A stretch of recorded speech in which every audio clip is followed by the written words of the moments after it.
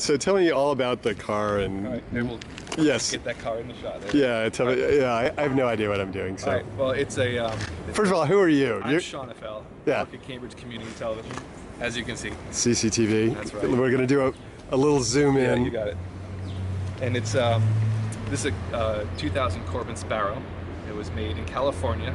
It's a one-passenger, three-wheeled vehicle. It's designed to sort of fill the city commuter need. That it's reduces congestion. It's electric, so it doesn't use gas. It fits in small spaces. And most people drive around in their cars all by themselves. They're all alone. So instead of driving one of these big, gas guzzling four-wheel drive vehicles, this one is better on your wallet, better on the environment. So that's how they did it. Nice. It didn't do well. Yeah. They only made a couple hundred. I think maybe at the time people weren't so into this alternative, innovative kind of idea. Now gas prices so high, they're thinking about it differently. So I bought this from a guy who had been drag racing with it. So he had it converted for maximum power output. He had set it on fire and then garaged it, and then I bought it. And it took about a year to patch it up, and I got it back on the road. I put about at this point maybe just only 500 miles on it. I bought it with 1,500, so it's pretty low miles. Wow. And why did you buy it? I bought it actually. Well, I bought it because I saw one in Davis Square like 15 years ago, which at that point would have been a brand new car and still in production. And I thought it was pretty much the coolest thing. I lived in a little urban area, and I only walked to work or rode the subway, and I thought that was pretty cool. They stopped making them. The company went out of business, and I just waited and hovered on eBay waiting for one of them to finally become available that I could afford. So now 15 years later, I'm a little older, I make a little more money, and I can afford a project car. So awesome. So what did you have to do after the fire? So the car was just burned out? Yeah, well, the previous owner had converted the original lead-acid batteries to like a pack of some sort of lithium-ion experimental battery that got him a lot of power. He set those on fire, so I had to remove all the remains of the fire, put in new batteries, reattach a whole bunch of wires, do a lot of rewiring, find all the things that had short-circuited at that time because of the fire. So there's a little microcontroller chip in the front that manages speed. There's a controller in the back that puts power to the motor. A couple of things that shorted out and rusted out. We found those. I couldn't do it all myself.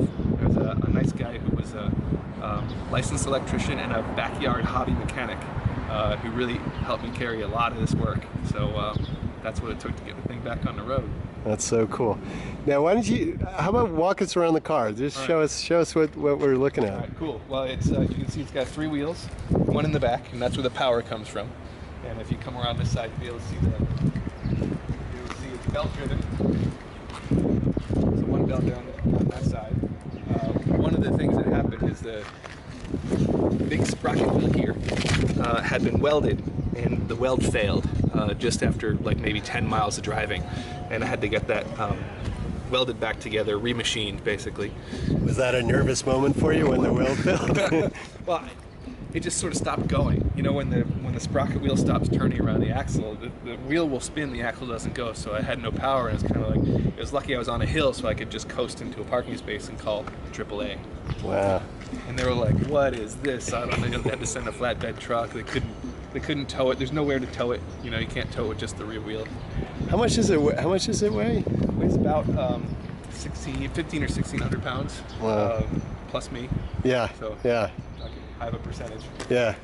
These little dimply shapes that you see here are aerodynamic. The design is like a golf ball. Supposedly the little dimples break up the vortices of air in pockets behind it, so it creates less drag. Interesting. That's kind of cool. I'll open up the trunk. Yeah, let's take a look. Let's take a look. I also like the color very much. We look forward to hearing about the color. Yeah. Well, in here, get a good look at the charger. Charger built into the car, so instead of being on the wall like a lot of conventional hybrid or electric cars, I carry it with me. I can plug in anywhere I want. It's just a regular old power plug. It's got 13 batteries. So there's 6 here and there's 7 underneath the seat. So these yellow things are all batteries. Yeah, these are deep cycle Optima yellow top batteries, and they're new as last year. They're actually just 1 year old now. And as long as I take good care of the batteries, I have to manage the power here.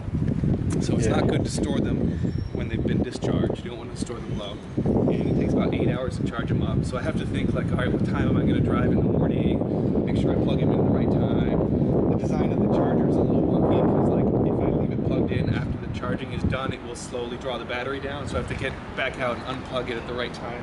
So it's a lot of work. You know, Interesting. It's a labor of love. There's probably better designed parts out there as far as the charger's concerned. So there's that. That's the hood clicking down. That's pretty cool. Yep. I got plenty of storage space. Yeah, let's see. Oh, And look a at nice stereo that. system. Open it up for parties, barbecues, that. that sort of thing. So I get about, I get 5 bags of groceries in there. I picked up my Thanksgiving turkey. In this. That's awesome. That turned some heads. And, What's it like in the rain? How is it in the rain? It's good, but actually the wiper doesn't wipe far enough on the windshield for me. I'm a pretty tall guy. Yeah. So I find myself having to drive like this in the rain, and so I don't do it. Yeah. It's no fun to drive. Yeah. Get a look on the inside. Yeah, let's take a look. You can see there's the remains of my fire. The previous owner's fire. Look at that. Yeah, torch on the inside. We did a good job cleaning it up, and that's a panel that I'm waiting to save a little more money, have it replaced by a automobile upholsterer over in Newton. And did you put in a new seat and everything, or? I think the previous owner put in the new seat. I think that those were parts that were readily available for replacement. They're not anymore, so I kind of lucked out. Yeah. And so tell us what we're looking at here. What's here?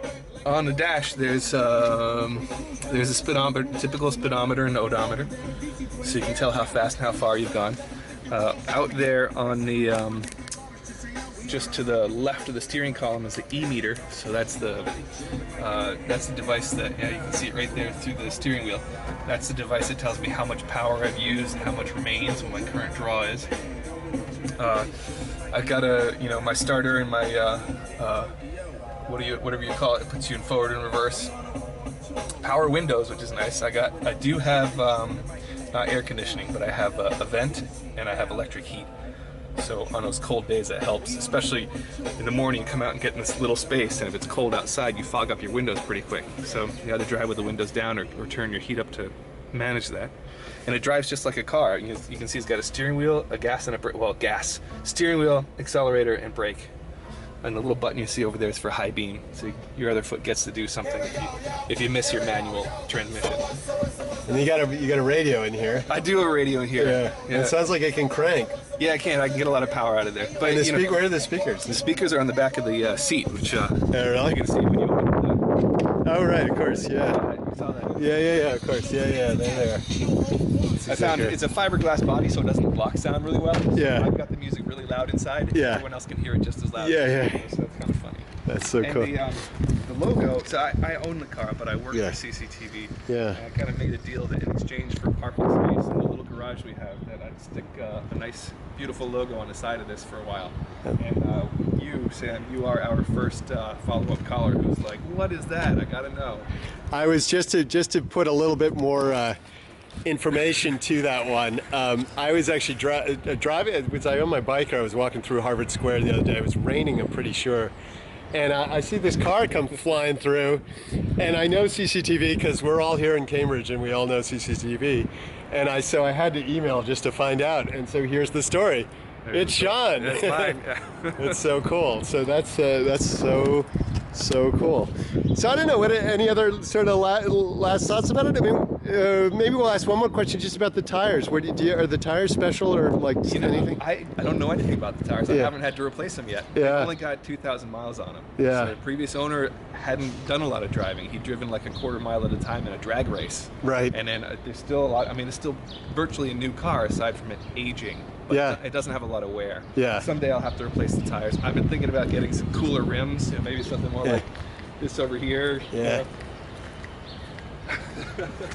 Something cool like that. Yeah. But I know that there are not a lot of custom parts in there. They came off the shelf from other manufacturers, and so fixing things is kind of like, all right, who made this? Do they still make it? Can I get it new? Can I get it used? They're Willwood brakes and suspension, so they're not hard to find. Yeah. I do have a nasty squeak in the rear brake rotor. You might have heard it earlier. We did hear a little squeak, tiny little squeak. The rotor is warped, so which means that when it passes through the caliper, it gets uneven pressure. pressure and it squeaks really loudly. So going reverse in slow speed and going forward in high speed, everyone's kind of like, "Ooh, what is that awful noise?" Yeah. So I'll get that fixed slowly. Yeah. So how about taking a little spin around the parking lot? We could just grab just a tiny bit. I'll try not to tear it up too. I know, exactly. You know, show us what it's got. So this car started its life as a drag racing, you know, king basically out there, as far as we know. Well, I don't know if it was fast. You're right. You know, it can go 85 miles an hour on the speedometer, and the other guy had reported that he was taking it like, he was going over 100 miles an hour with it. So that's cool, but it's not a smooth ride. You know, it's got a short suspension. It's got a really narrow wheelbase, so like bumps are pretty middle of your teeth. Yeah. So I probably would never take it real fast unless I knew there was no obstacle, no potholes or patches in the road or anything. Yeah. Hang on, let's just pull back. Lean out the window just one more second there. That is so awesome. Now I'm actually, look us up. Yeah, they're Cambridge Community Television, CCTV. Yeah. Find them online. They're amazing place. All right, let's hear that engine roar. It's electric. You'll hear nothing. Oh yeah.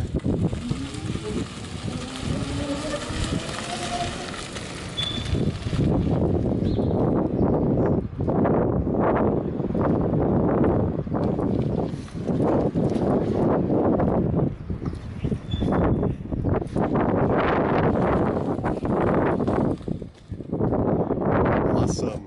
It turns a lot of heads. As well it should. That is. Oh, tell us about the color. About the color. Well, that's actually, first of all, I'm noticing you got your headlight on. Is that headlight always on? Yeah. That's pretty cool. Tell us about the color.